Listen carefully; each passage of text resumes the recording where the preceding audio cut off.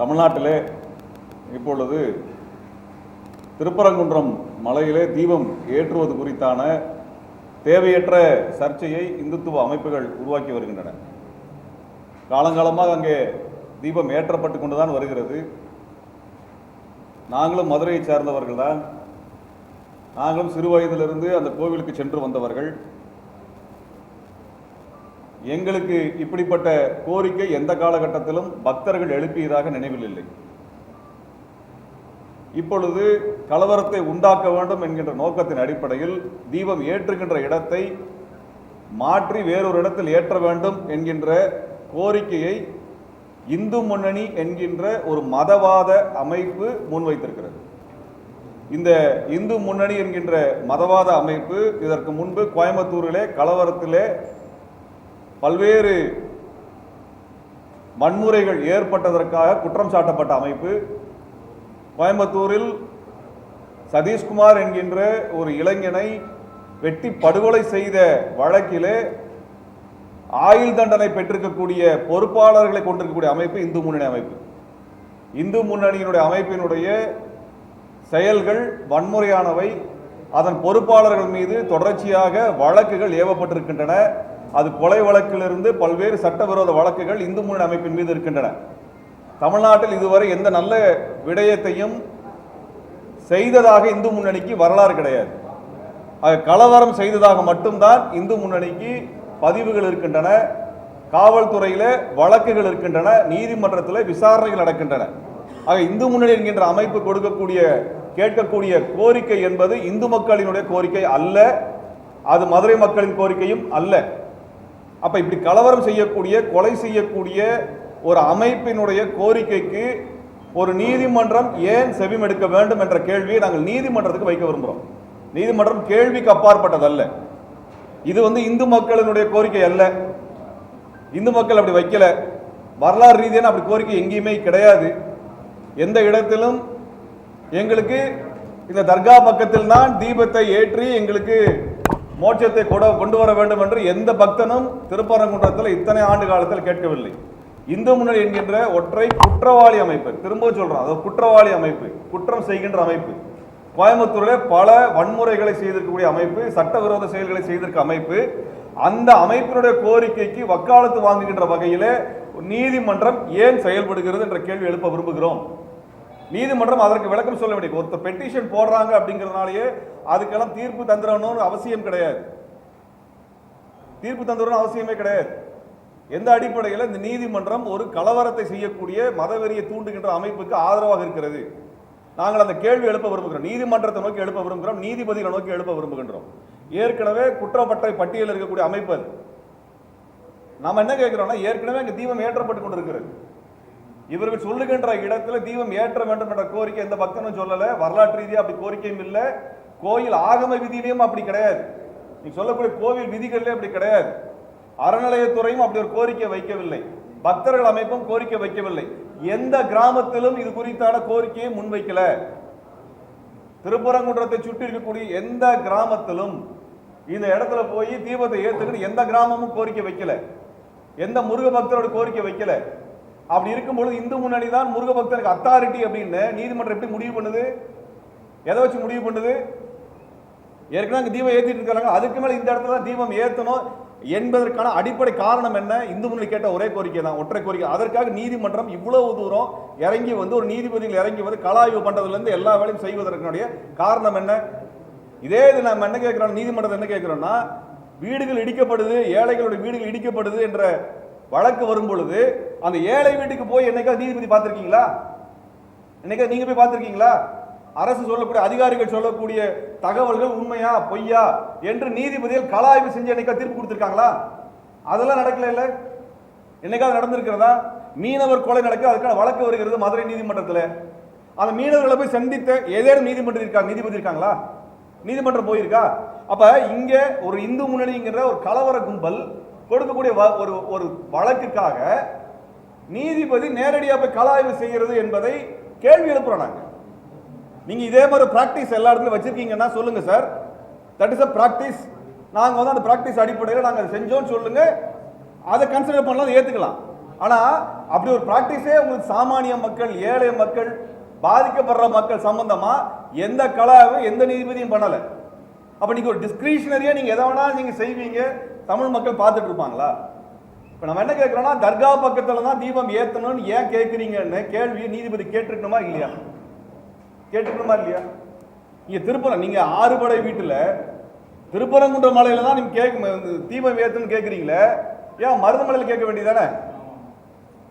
மருதமலையில் கேட்கறதுக்கு என்ன பிரச்சனை? திருத்தணியில் கேட்கறதுக்கு என்ன? ஏன் அங்கெல்லாம் மேல தர்கா கிடையாது, வேற வழிபாட்டு தலம் கிடையாது, அதனால இந்து முன்னணிக்காரருக்கு அதில் அக்கறை கிடையாது. ஏன் நீ திருப்பரங்குன்றத்தில் இந்த இடத்துல ஏத்தினாதான் உனக்கு வந்து மோட்சம் கிடைக்குது, மருதமலையில் ஏத்தினா கிடைக்காதா?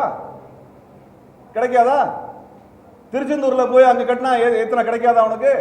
இங்க மட்டும் ஏன் ஏத்தணும்னு வருதுன்னா, முஸ்லீம்களோட பிரச்சனையை உருவாக்கணும், கலவரத்தை உருவாக்கணும் என்கின்ற திட்டமிட்ட நோக்கம் இந்து முன்னணிக்கு இருக்குது. அந்த இந்து முன்னணியுடைய கோரிக்கைக்கு ஒரு நீதிமன்றம் செவிமடுக்கிறது என்றால், அதற்கு வலிஞ்சு நான் போய் கள ஆய்வு பண்ணுவேன், சிஐஎஸ்எஃப் அனுப்புவேன், சென்ட்ரல் இன்டெலிஜென்ஸ் செக்யூரிட்டி போர்ஸை வந்து ஒரு தொழிற்கூடங்களை பாதுகாக்கக்கூடிய பாதுகாப்பு படையை ஒரு நீதிபதி எப்படி அனுப்ப முடியும்? எப்படி அனுப்ப முடியும்? எப்படி அனுப்ப முடியும்? அந்த அதிகாரம் எங்கிருந்து வருகிறது ஒரு நீதிபதிக்கு? அவர் செக்யூரிட்டி போர்ஸஸை கையாளக்கூடிய, உத்தரவிடக்கூடிய அதிகாரம் நீதிமன்றத்துக்கு வந்துருச்சு அப்படின்னா, சரிங்களா, அதற்கான அரசியல் சாசன பின்புலத்தை அந்த நீதிபதி காட்ட வேண்டும், பொதுமக்களிடத்தில் காட்ட வேண்டும். நீதிமன்றத்துக்கு கொண்டு சொல்றாரா இல்லைங்கிறது இல்ல, நீதிபதிக்கு அந்த அதிகாரம் இருக்குதான்னு நீங்க கான்ஸ்டிடியூஷனலா உங்களுக்கு அதுக்கான ரைட்ஸ் இருக்கான்னு நீங்க பொதுமக்கள் இடத்துல சொல்ல வேண்டிய பொறுப்பு நீதிமன்றத்துக்கு இருக்கிறது. நீங்க போலீஸ் போர்சஸ், செக்யூரிட்டி போர்சஸ் நீங்க கையாளுவீங்களா, அல்லது உங்க உத்தரவிடுதோடு நிக்குதா? அப்ப நாளைக்கு நீங்க ராணுவத்தை நான் அனுப்புறேன், இந்த ராணுவம் இங்கே படையெடு, இங்க சிஆர்பிஎஃப் இங்க போய் ஆய்வு பண்ணுன்னு ஒரு நீதிபதி சொல்லிட்டா, அப்ப அந்தந்த துறை சார்ந்த அதிகாரிகளுக்கு என்ன வேலை? என்ன வேலை? என்ன வேலை? அப்ப நீதிபதி எதை விட செய்யலாமா? நீதிமன்ற விளக்கம் சொல்லணும், பொது இடத்துல பொதுமக்கள்கிட்ட விளக்கம் சொல்லணும், அந்த பொறுப்பு இருக்கு, அக்கௌண்டபிலிட்டி இருக்கு. You have the responsibility to become a body that is transparent.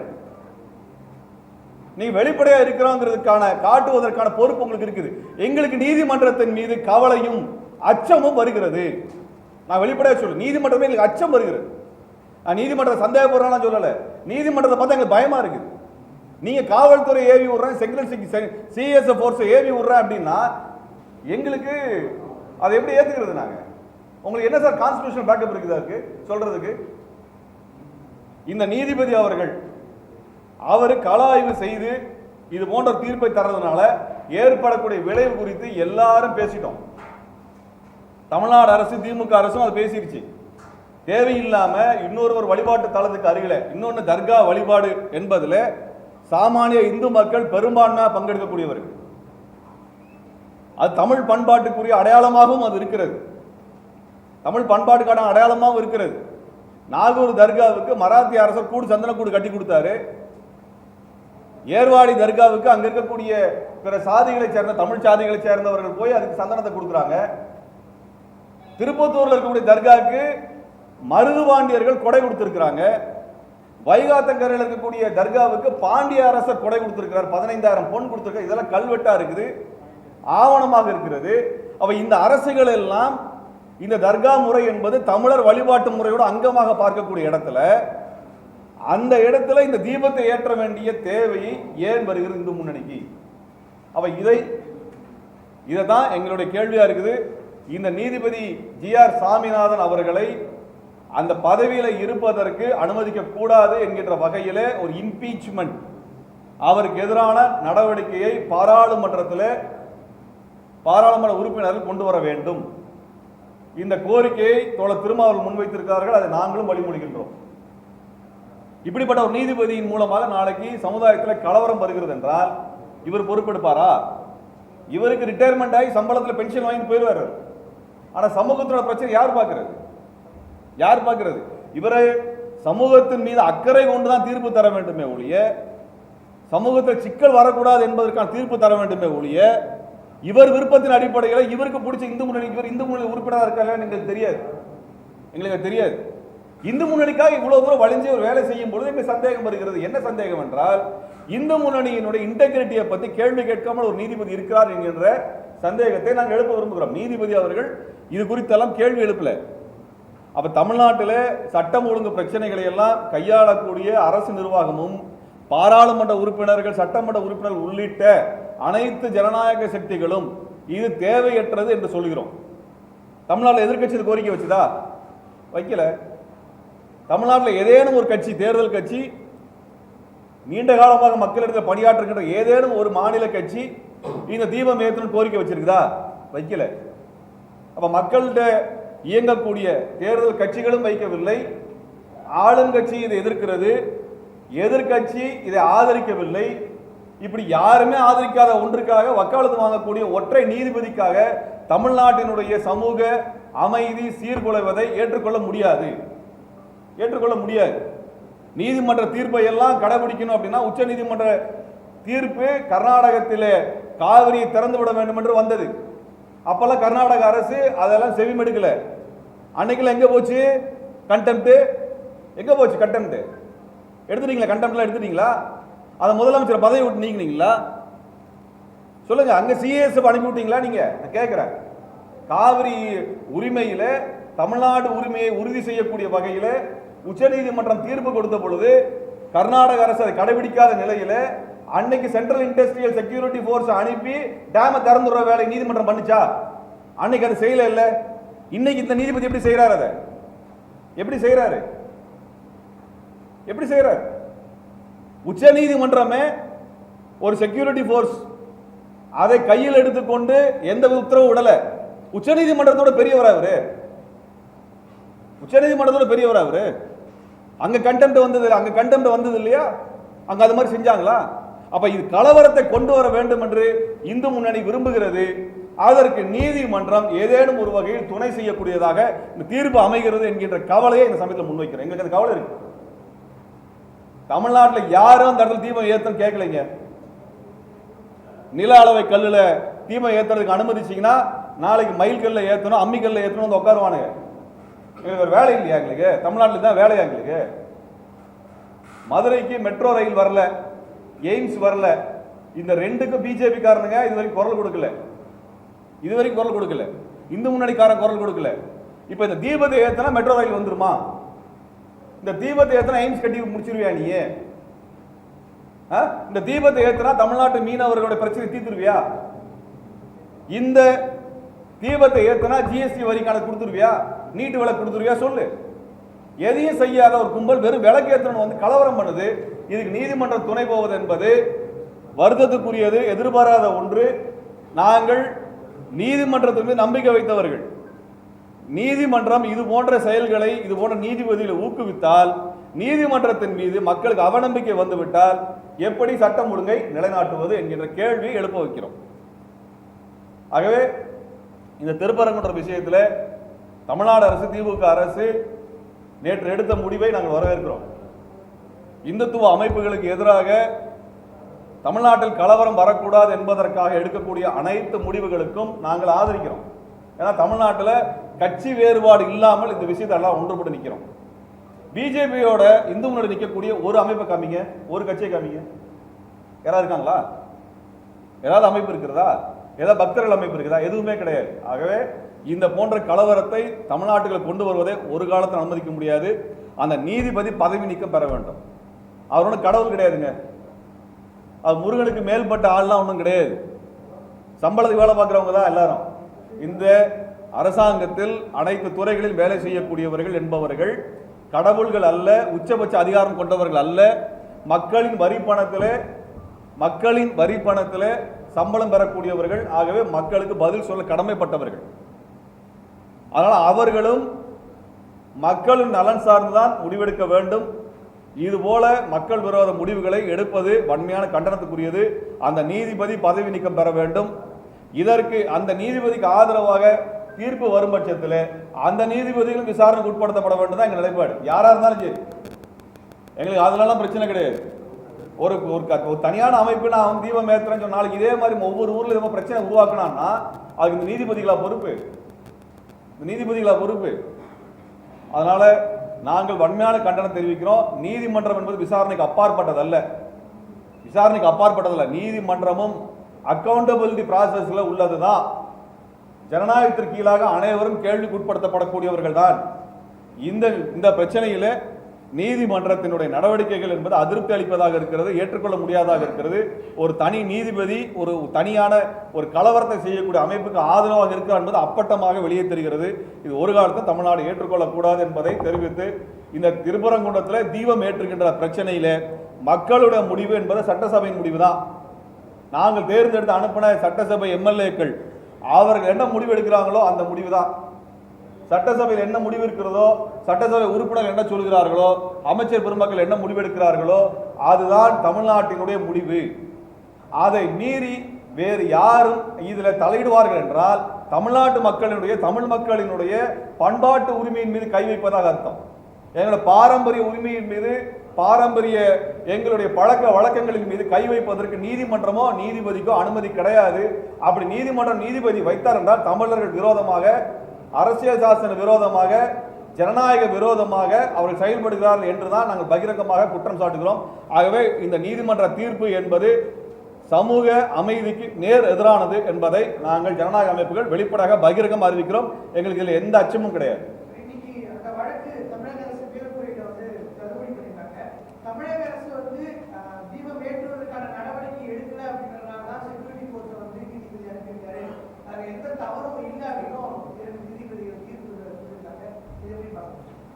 Tamil Nadu அரசு உச்சி பிள்ளையார் கோவில் தீபம் ஏற்றிருக்கிறது. 100 ஆண்டுகளாக உச்சி பிள்ளையார் கோவில் தீபம் ஏற்றிருக்கிறாங்க. உச்சி பிள்ளையார் கோவில்ல தீபம் ஏற்றக்கூடாது நீதிமன்றம் சொல்லுதா? சொல்லுங்க. அந்த 2 நீதிபதி சொல்லிருக்காங்க. உச்சி பிள்ளையார் கோவில்ல தீபம் ஏற்றக்கூடாது நீதிமன்றம் சொல்லட்டுமே. 100 வருஷமா ஏற்றிட்டு இருக்கிறோம்ல, அங்க ஏத்துறதுல உங்களுக்கு என்ன பிரச்சனை? அங்கதான் அரசு ஏற்றி இருக்குது. நீதிபதிக்கு விருப்பம் இருந்தா அவர் வீட்டில் ஏற்றிக்கிட்டோம் சார். நீதிபதி அவர் வீட்டில் ஏற்றிக்கிட்டோம். நாங்கள்லாம் கும்பிட்ற கோயில் எங்க ஏற்றணும் நாங்க முடிவு பண்றோம். நீதிமன்றம் முடிவு பண்ண, நீதிபதியெல்லாம் முடிவு பண்ண முடியாது. இவர் சிஎஸ்எஃப் எப்படி அனுப்பினாரு? கான்ஸ்டிடியூஷனல் பேக்கிங் என்ன அவர் சொல்லுங்க. நீதிமன்றம் சொல்லுங்க. இப்படி அனுப்பிட முடியுமா? செக்யூரிட்டி போர்ஸை, ஒரு செக்யூரிட்டி போர்ஸை இப்படி அனுப்பிட முடியுமா? நீதிபதி கண்டெம்ட் இருக்குதுங்கிற அனுப்பிட முடியுமா? நான் என்ன சொல்றேன், உச்ச நீதிமன்றம் போலீஸ்ல, காவல்துறையில சீர்திருத்தம் கொண்டு வர வேண்டும் என்று உச்ச நீதிமன்ற தீர்ப்பு இருக்கிறது. உச்ச நீதிமன்ற தீர்ப்பு போலீஸ் ரிஃபார்ம் பண்ணணும்னு சொல்லி உச்ச நீதிமன்ற தீர்ப்பு இருக்குது. எந்த மாநிலம் நிறைவேற்றி இருக்குது? எந்த மாநிலம் நிறைவேற்றல. அப்ப கண்டெம்ட் என்ன பண்ணுவீங்க? ராணுவத்தை அனுப்புவீங்களா? நீதிபதி அனுப்ப சொல்லுங்க பாப்போம். போலீஸ் ரிஃபார்ம்ஸ் இருக்கு சார் தீர்ப்பு. உச்ச நீதிமன்றத்தை அனுப்ப சொல்லுங்க. செக்யூரிட்டி போர்ஸை சட்டசபை நோக்கி அனுப்ப சொல்லுங்க பாப்போம். பண்ணுவாங்களா? எத்தனை கண்டெம்ட் இருக்குது சொல்லுங்க பாப்போம். ஏகப்பட்ட கண்டெம்ட் இருக்குது. இங்க சாராய கடையை கோயில் பக்கத்து, பள்ளிக்கூடத்து பக்கத்தில் வைக்கக்கூடாது, நெடுஞ்சாலை கிட்ட வைக்கக்கூடாதுன்னு இருக்குது இல்லையா? அதையெல்லாம் நீதிபதி போய் செக் பண்ணி பார்த்துட்டாரா? அதை எடுத்து கண்டெம்ட் காமிக்கவா? அப்ப என்ன பண்ணுவாரு? அனுப்பிடுவாரா? ராணுவத்தை அனுப்பிடுவாரா? துணை ராணுவ படை அனுப்பிடுவாரா? அதுக்கெல்லாம் பண்ணிட்டு வாங்க சார். நீங்க திருப்பரங்குன்றம் மலை மேல ஏறி போய் ஒரு இந்து முன்னணி கலவர கும்பல் சொன்னதுக்காக ஒரு நீதிபதி செக் பண்றாரு. குடிசைகள் அகற்றப்படுறதுக்கு எந்த நீதிபதியாவது வீதியில போய் செக் பண்ணி பார்த்தாங்களா? அத்தனை ஆயிரம் மக்கள் பாதிக்கப்படுறதுக்கு போய் செக் பண்ணி பார்த்தாங்களா? உண்மையா பொய்யா டாக்குமெண்ட் செக் பண்ணி பார்த்தாங்களா? நீங்க அனகாபுத்தூருக்கு நான் கேட்டமே, போய் பார்த்தாங்களா நீதிபதிகள்? அத்தனை ஆயிரம் மக்கள் துள்ள துடிக்க கொண்டு வெளியில குப்பை மாதிரி போட்டாங்களே, அந்த நீதிபதி உத்தரவு அடிப்படையில் தான் நடந்தது. அப்பவே போய் செக்அப் பண்ணிருக்கட்டுமே. நீதிமன்றம் தப்புனா நீதிமன்றம் தப்பு தாங்க. அதுல சொல்றதுல எந்த பயமும் கிடையாது. தப்புனா தப்பு தான். அதனால இந்த இடத்துல தமிழ்நாட்டுக்குள்ள கலவரம் வர்றது, அதற்கு ஏற்ப சூழலை உருவாக்குவதில் நீதிமன்றம் பங்கு வகிக்கக்கூடாது என்பதைத்தான் இந்த சமயம் சொல்லிக் கொள்ள விரும்புகிறோம்.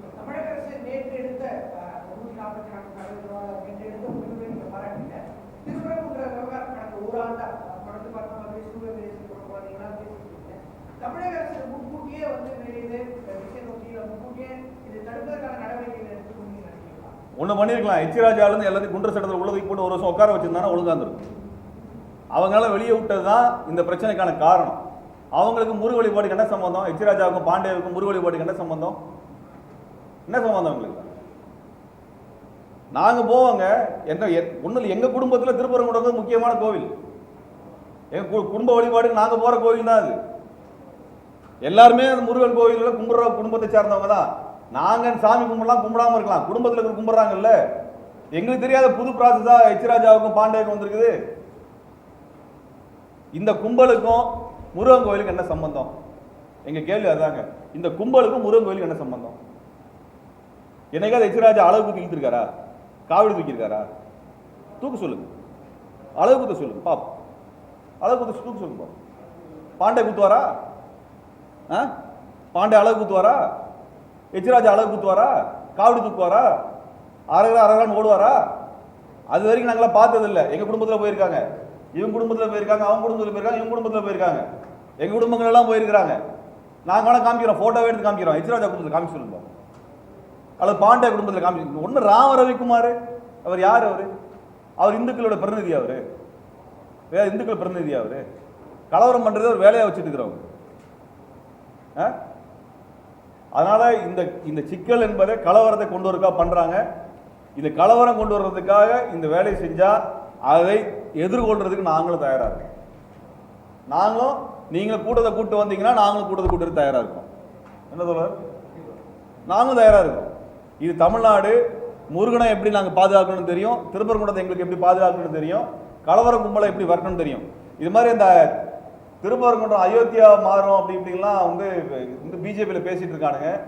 அவனுக்கு மேலெல்லாம் உடனடியாக வழக்கு பாய்ந்து அவர்கள் சிறைப்படுத்தப்படணும். இது தேவையில்லாத கலவரத்தை கொண்டு வரக்கூடிய அயோத்தியா பிரச்சனைக்கு பிறகு தமிழ்நாட்டில் என்ன கலவரம் வந்தது என்று தெரியும், இந்தியாவில் என்ன கலவரம் வந்து எத்தனை மக்கள் பாதிக்கப்பட்டாங்களான்னு தெரியும். இப்படியெல்லாம் கலவரம் பண்றதுக்கான வேலையை செய்கிறாங்க. அதுக்கெல்லாம் துணையாக நீதிபதிகள் இருந்தார்கள் என்றால் நீதிபதி மேலே வழக்கு வர்றது தப்பு கிடையாது. நாளைக்கு இதனால கலவரம் வந்துச்சுன்னா இந்த நீதிபதி மேலையும் எங்க மேல குற்ற சட்டம் போடுற மாதிரி NSA போடுற மாதிரி நீதிபதி மேலையும் போட வேண்டி வரும். அதை நாங்களும் கேட்க வேண்டி வரும். அதனால தமிழ்நாட்டில் அமைதி நிலவுவதற்கு தான் நீதிமன்றம் உதவ வேண்டுமே ஒழிய இது போன்ற கலவரக்காரர்களை நீதிமன்றம் ஒருபொழுதும் அனுமதிக்க கூடாது என்று நீதிமன்றத்துக்கு நாங்கள் வேண்டுகோள் வைக்கின்றோம். நீதிமன்றம் இந்த பிரச்சனை இதோடு முடித்து தமிழ்நாட்டினோட வளர்ச்சிக்கு உதவுகின்ற வகையில் தீர்ப்புகளை தர வேண்டும் என்பதை நாங்கள் வேண்டுகோளாக வைக்கிறோம்.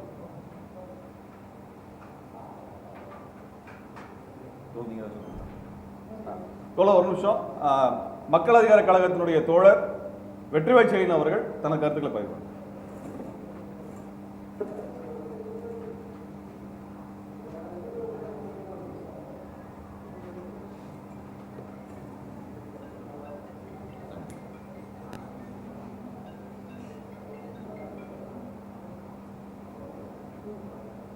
வணக்கம். ஜி.ஆர். சாமிநாதன் அவருடைய தீர்ப்பு என்பது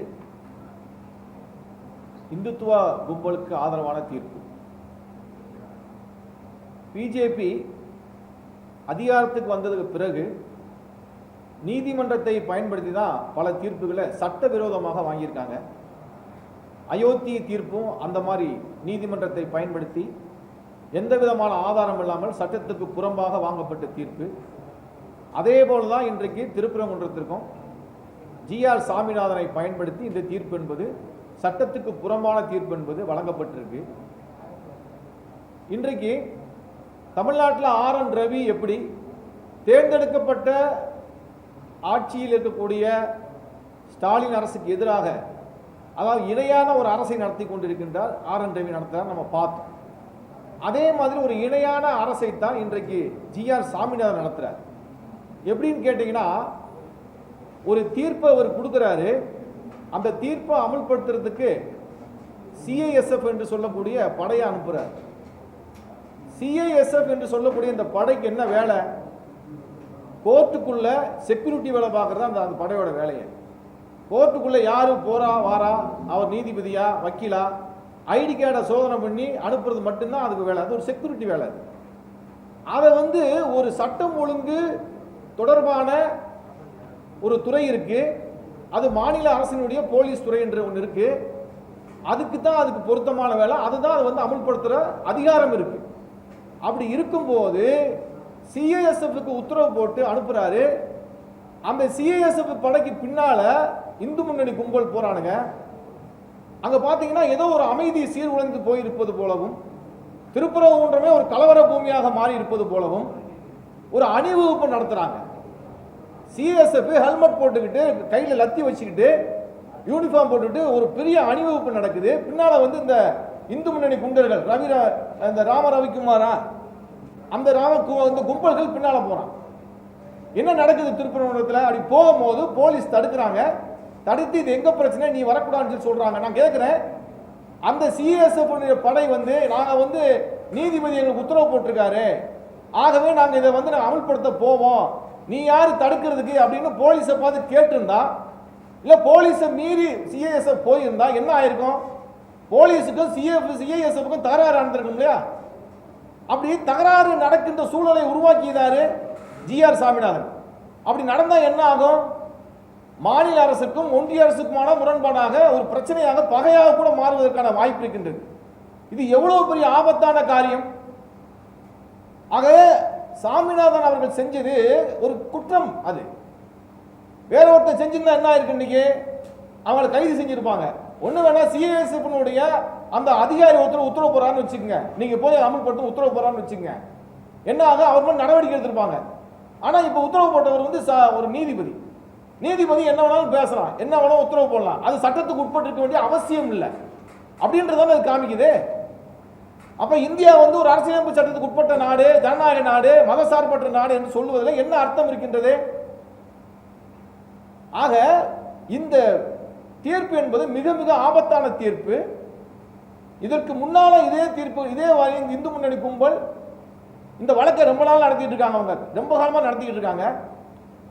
அப்ப இதுக்கு முன்னால 2 நீதிபதிகள் இந்த வழக்கை விசாரிச்சுட்டு அந்த நீதிபதிகள் சொன்ன விஷயம் என்னன்னு கேட்டீங்கன்னா, நீ வந்து மத நல்லிணக்கத்தை கெடுக்கிறதுக்காக அந்த வழக்கு போட்டிருக்க, ஆகவே வழக்கு வந்து எடுத்துக்க முடியாது, தள்ளுபடி பண்ணிருக்காங்க.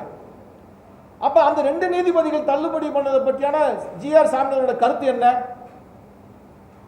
இன்றைக்கு இந்த வழக்கு வந்து அப்பீலுக்கு போகுது, அது தள்ளுபடி செய்யப்பட்டிருக்கு. தள்ளுபடி செய்யும் போது அந்த 2 நீதிபதிகள் சொன்ன விஷயம் என்ன? அங்க வந்து தீபம் ஏற்றுவதா என்ன பிரச்சனைன்னு கேட்கிறாங்க அவங்க. இப்ப நான் என்ன கேட்கிறேன்னா, திருப்பரங்குன்றத்துல தீபமே ஏற்றலையா? திருப்பரங்குன்றத்துல கார்த்திகை தீபம் என்பது அங்க இருக்கக்கூடிய உச்சி பிள்ளையார் கோயில்ல காலம் முழுவதும் ஏற்றப்பட்டு வருகின்றது. அதுக்கு இன்னொரு பக்கம் வந்து இன்னொரு தீபம் ஏற்றப்பட்டு வருகிறது. அப்ப தீபம் ஏற்றுவதில் அங்க என்ன பிரச்சனை? பிரச்சனையே கிடையாது.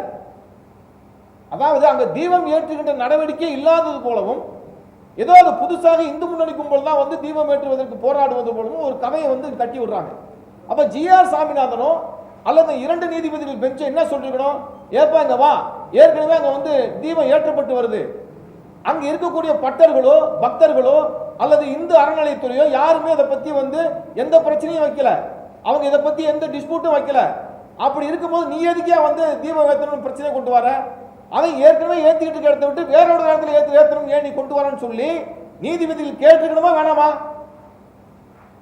அப்ப தீபம் ஏற்றப்படாமல் இருக்குன்னா ஏற்றப்பட்டு கொண்டு வருகின்றது, கார்த்திகை தீபம் ஏற்றப்பட்டு வருகின்றது. அப்படி இருக்கும்போது நான் ஒரு புது இடத்துல ஏற்றுவேன்னு சொல்றதுக்கு அதாவது அந்த இந்து முன்னணிக்கு என்ன அதிகாரம் இருக்கின்றது? ஒரே விஷயம் தான், கலவரம் ஏற்படுத்த வேண்டும் என்ற ஒரு நோக்கம் தான். தோழர் சொன்னது போல இந்து முன்னணியோட வரலாறு என்ன? தமிழ்நாட்டில் கலவரம் செய்வதுதான் அவர்களோட வரலாறு. எங்கு பார்த்தாலும் மண்டைக்காடு உட்பட கோவை உட்பட எல்லா இடத்திலும் கலவரம், கொலைகள் நடந்திருக்கின்றது. திருப்பரங்குன்றத்திலும் அதுதான் அதை நடத்த வேண்டும் என்றுதான் அவங்க நோக்கத்தோடு செயல்படுகின்றார்கள்.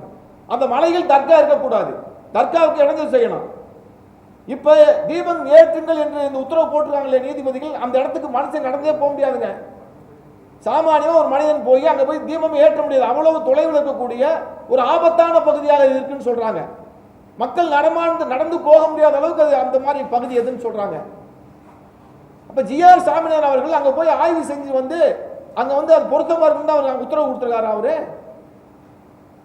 ஏன் உத்தரவு கொடுத்திருக்காரு? ஜிஆர் சாமிநாதன் என்பவர் ஒரு மதச்சார்பற்ற ஒரு சட்டத்தை ஏற்றுக்கொண்டவர், ஒரு நீதிபதியாக இருந்து சட்டத்துக்கு உட்பட்டு நீதி வழங்க வேண்டும் என்பதில் இருந்து அவர் விலகி சென்று அவர் ஏற்றுக்கொண்டிருக்கின்ற தத்துவத்தை, இந்துத்துவ தத்துவத்தின் அடிப்படையில் தீர்ப்பு கொடுத்திருக்கின்றார். இது வந்து ஒரு சனாதனவாதியினுடைய தீர்ப்பு இது. ஆகவே இது கண்டிக்கத்தக்கது. மதச்சார்பற்ற நாட்டினுடைய அந்த நடவடிக்கைகளுக்கு, அரசியல் பிரச்சனைக்கு எதிரான விஷயம் இது. ஆகவே இந்து முன்னணி கும்பல்கள், அங்கே கலவரம் செய்த கும்பல்கள் தண்டிக்கப்பட வேண்டும், கைது செய்யப்பட வேண்டும். அவர்களை வந்து குண்டர் சட்டத்தில் கைது செய்யப்பட வேண்டும். அதே போன்று ஜிஆர் சாமிநாதன் அவர்கள் மீது நடவடிக்கை எடுக்க வேண்டும் என்று மக்கள் அதிகார கழகம் கேட்டுக்கொள்கின்றது.